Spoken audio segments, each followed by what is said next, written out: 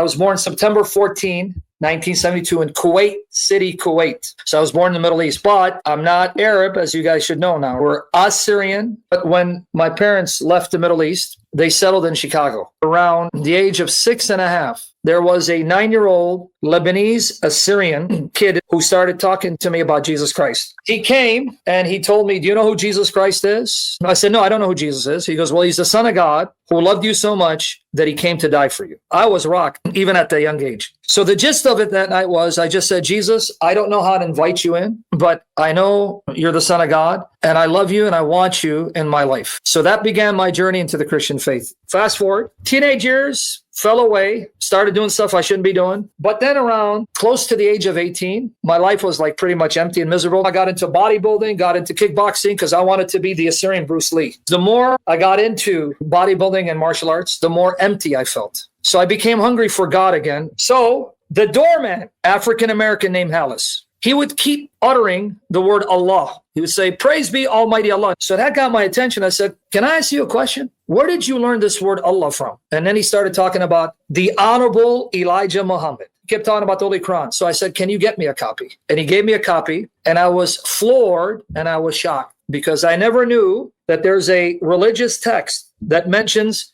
Abraham, Isaac, Jacob, Moses, Jesus. And then I became introduced to Malcolm X. So I got his autobiography, ate it up. I became convinced, as foolish and stupid as it sounds, and I'm embarrassed about it, Islam was true. But because of my foundation, had it not been for that 9-year-old boy planting the seed, only God knows what would have happened to me, because my reaction was, go back and read the Bible. I started reading the Bible, and I fell in love with Jesus. No, wait. Were you a practicing Muslim for a period, or were you just fascinated? Well, not technically, because according to traditional Islam, Nation of Islam, they're heretical. They believe that Allah is actually a black man, and he flies around in the mothership. I wasn't at all a Muslim, because traditional Sunni Islam would never accept these teachings. So as I started reading the Bible, fell in love with Jesus Christ. And then I had a passion to try to reach out to my Muslim buddy. And as he started hearing about Christ, he fell more in love with Christ. So his Muslim friends didn't like it. So they brought in the big guns. They brought in a Muslim apologist. And he had a folder. He walked into church, put it on the table, opened up, and he had sections. One section on refuting the Trinity from the Bible, and had all the verses lined up. Another section on Bible contradictions. Another section on how the Bible prophesied Muhammad, and he tore me to shreds. After getting humiliated, I remember praying, Lord, if you give me answers, I promise to commit myself to never allowing any other Christian to be humiliated by a Muslim again.